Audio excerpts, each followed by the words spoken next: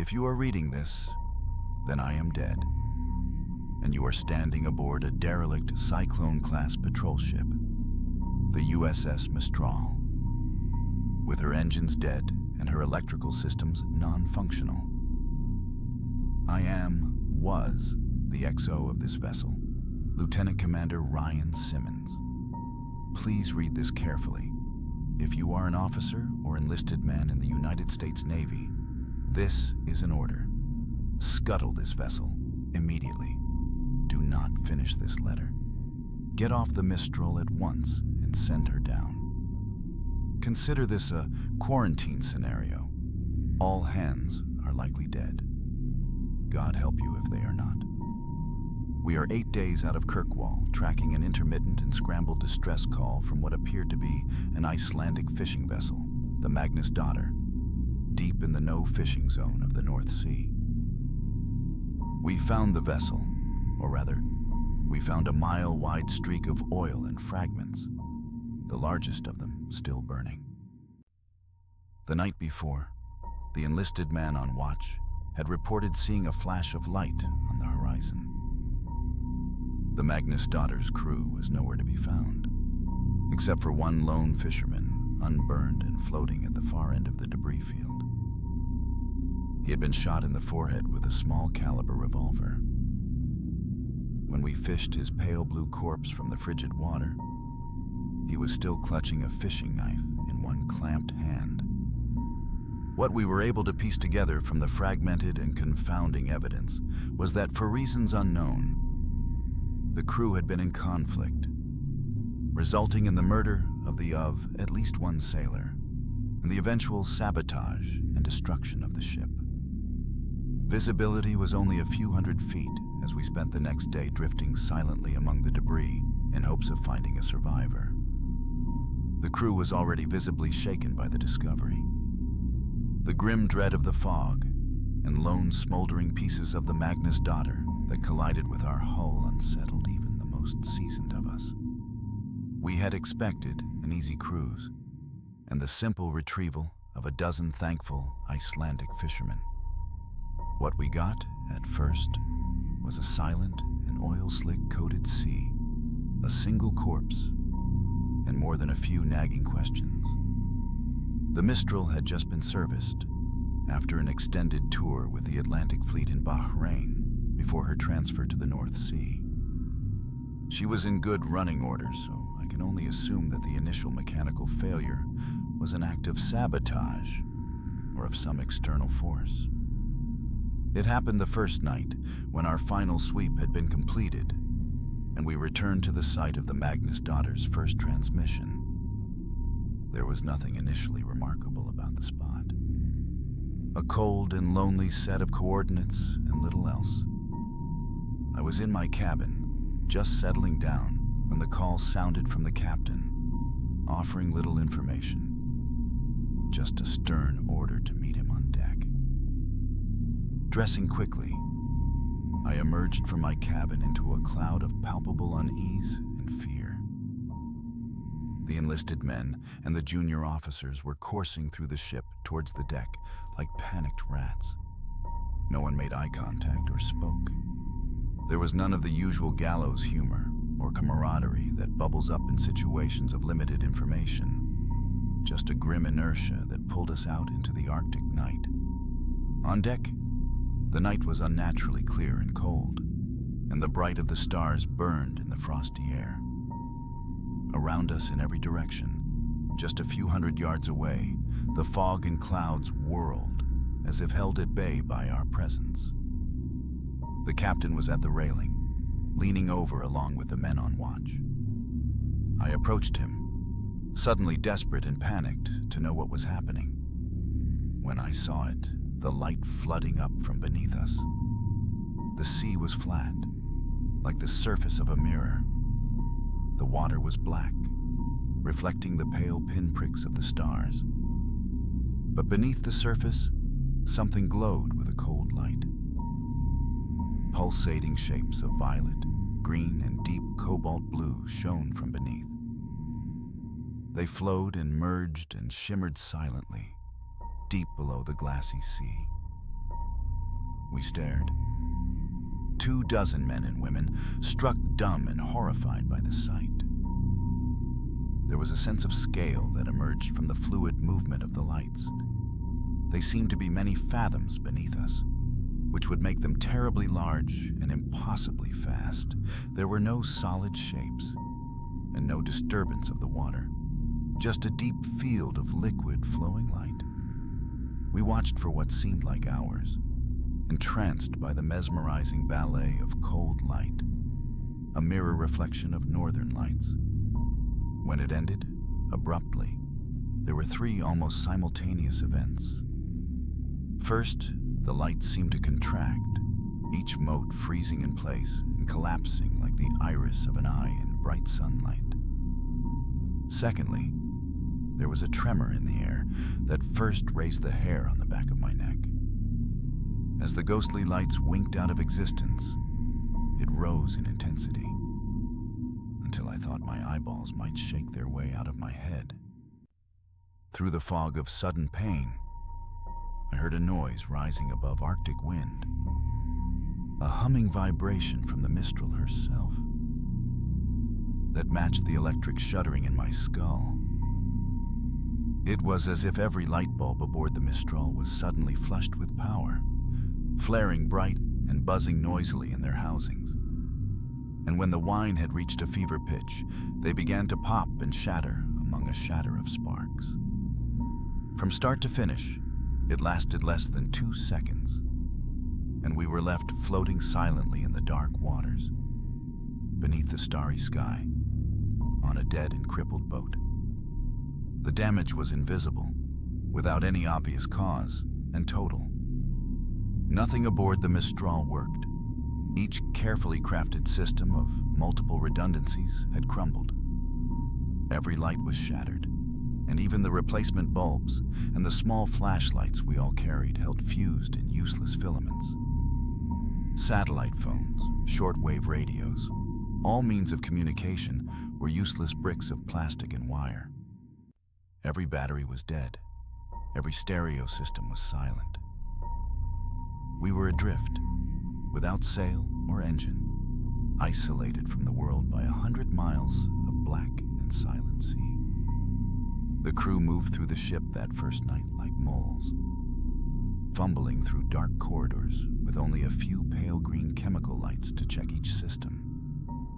They relayed each disheartening message like a fire brigade through the darkness, to where the captain and I stood on the deck, trying to make sense of the senseless. At last, when nothing else could be done, I fumbled my way back to my cabin and tried to sleep. The darkness feeling like an oppressive many-fingered hand, slowly gripping my chest. The next morning, I again took stock of our situation, hoping for some fragment of hope we had passed by in the night. The damage was total. We would have to find a way to send a distress call and hope that we had not drifted too far from our last known coordinates. The men may not have known the full details, but it was clear from their haunted visages that they knew how dire the situation was. The first death was that afternoon. The sounds of screaming brought me above deck and into a thick, heavy fog.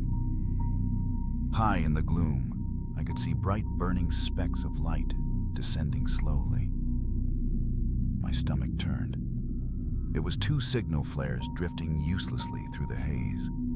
Some damn fool had fired the signal flares. I burned with an unfamiliar and foreign rage and rushed through the fog to the foredeck with hatred in my blood and my fists clamped tight. The scene that emerged from the fog broke me from my stupor. The enlisted man, a flare gun still in his hand, lay broken in a pool of blood. The captain stood over him, clutching the railing, driving the heel of his boot repeatedly into the broken mess of the boy's skull. I realized then that the screaming I heard, the high, keening wail, was coming from the captain, his face in a rictus of animal rage.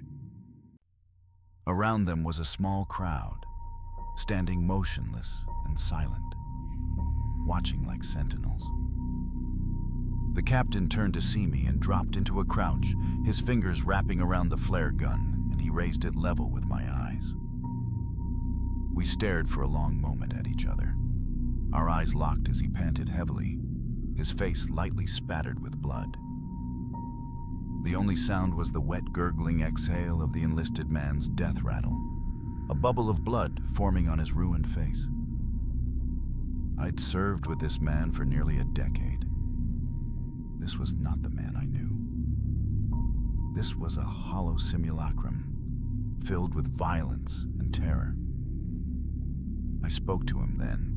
In a soothing voice, I asked him to hand me the flare gun. He said nothing at first, and then spoke. His voice a tiny trembling sound that was swallowed up by the thick gloom around us. He's murdered us, Ryan. The fog. The flares will never. He shook his head and clenched his eyes tight, as if he were trying to shake himself from a dream. Then he shuddered once, violently, his back arching like a seizure. This little fuck has killed us, he choked out. The flare gun wavered in the air, and I took a step closer, reaching out for him. He opened his eyes, and I froze again as we stared silently at one another. You're going to die here, he giggled quietly. I always wanted to watch you die, you fucking coward. He tilted his head back and laughed, one hyena-like bark to the gray sky, and then put the flare gun in his mouth and fired. The last flare igniting and temporarily bathing his head in a halo of magnesium orange and smoke. He tumbled back over the railing. If there was a splash when he hit the water, it was swallowed by the fog. I stood for what seemed like a very long time. It slowly dawned on me that I was alone, the silent audience having melted away below decks, no doubt taking the grim tale with them.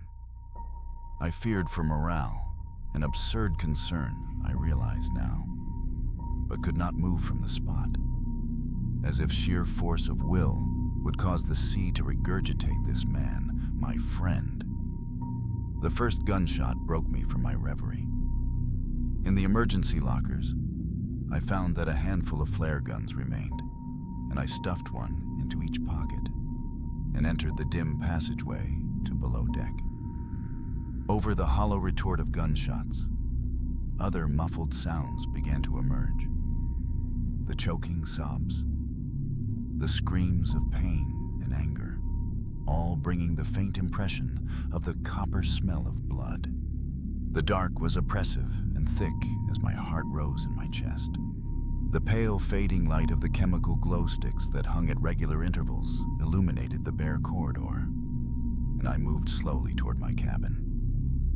It had been sacked, and my service pistol was missing. The next two cabins held the corpses of the junior officers, their broken forms still in their bunks, skulls opened like blossoming flowers under the point-blank shots. I felt the distinct and irrational desire to run on deck and leap overboard, to swim away from the boat into the unknown sea. I gripped a flare gun and held it out ahead of me, less like a weapon and more like a talisman, and began to pace slowly down the corridor to the enlisted bunks.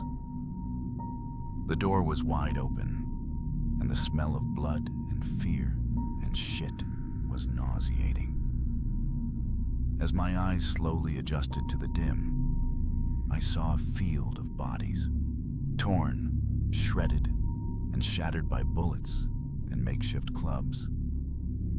A few of the men still moved, twitching slightly.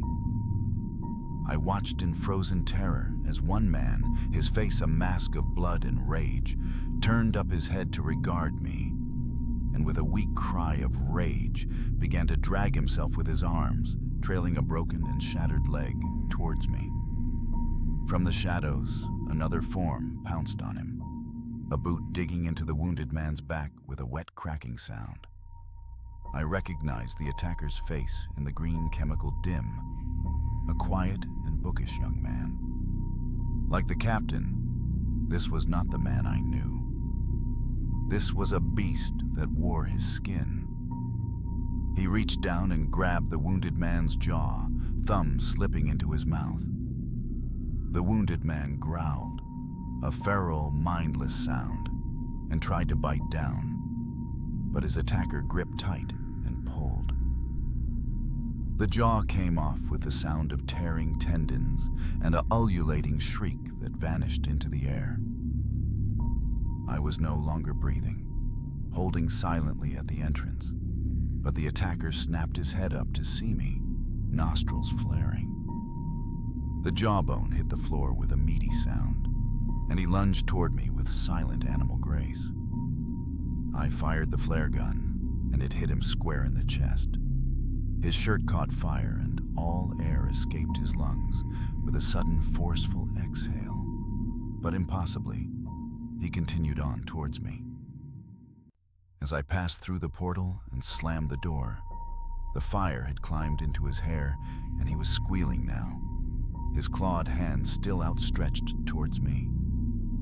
I felt him impact against the door and saw that nightmare visage wreathed in fire through the small porthole, lips already burnt away to reveal 2 rows of perfect teeth.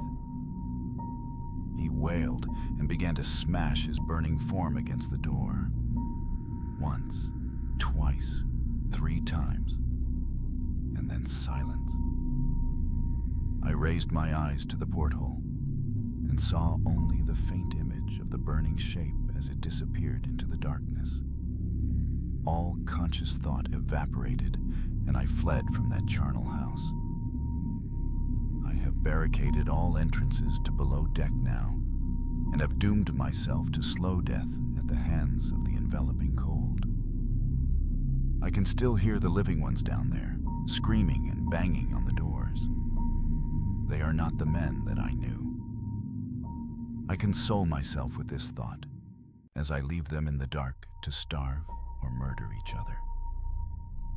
If you have read this far and have not fled these waters, or God forbid, are still aboard the Mistral, then I beg you again, leave now while you can.